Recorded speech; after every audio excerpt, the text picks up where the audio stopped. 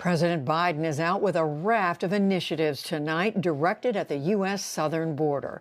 They come as the man who will manage migrant policy is joining his cabinet. White House correspondent Yamiche Alcindor begins our coverage with a late afternoon event. I'm going to sign a few executive orders. President Biden focused on immigration and rolling back former President Trump's controversial policies. Today, he signed 3 executive orders on the topic.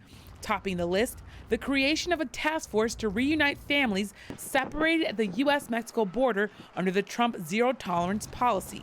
With the first action today, we're going to work to undo the moral and national shame of the previous administration that literally, not figuratively, ripped children from the arms of their families, their mothers and fathers at the border, and with no plan, none whatsoever, to reunify the children who are still in custody and their parents.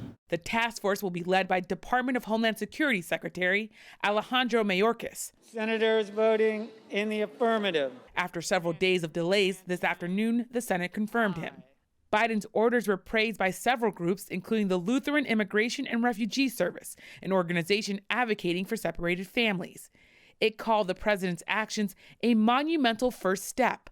The group said, quote, "It is incumbent upon all our elected officials to end the rampant separation and detention of migrants." The American Civil Liberties Union tweeted, quote, "Biden must reunite all separated families in the U.S., and we can't stop there. These families deserve citizenship and care." White House officials say no one knows just how many children remain separated from their families. Federal court documents put the number at more than 600. Biden aides say it could be up to 1,000. Biden will be looking into whether some families, including parents deported without their children, will be given some sort of legal status in the United States. Today's executive actions also order a review of the Trump policies that restricted legal immigration. Those include the Remain in Mexico program that sent more than 60,000 asylum seekers back to Mexico to wait for their claims to be processed in U.S. courts.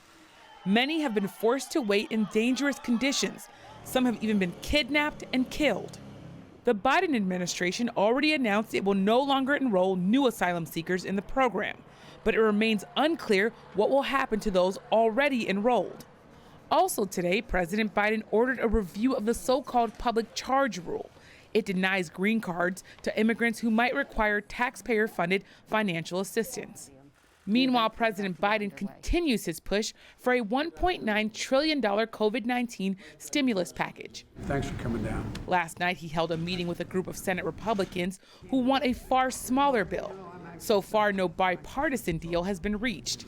The senators said the meeting was, quote, frank and very useful. They pledged to continue their talks. Today, White House Press Secretary Jen Psaki reiterated the president's call for bold action. There certainly is a gap between where we are and where the Republican proposal that was discussed last night. Good afternoon, everyone. Senate Republicans argued again for a smaller, more targeted approach that can win bipartisan support. We're off to a totally partisan start. I think that's unfortunate, but they are in the majority in the House and Senate, and life is a series of choices, and they've chosen. Democrats are forging ahead on a process to pass a bill with a simple majority in the 50-50 Senate if they cannot win Republican support.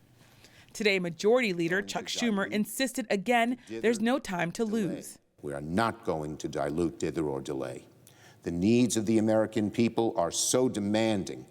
We need to think big, and we need to act quickly. For the PBS NewsHour, I'm Yamiche Alcindor.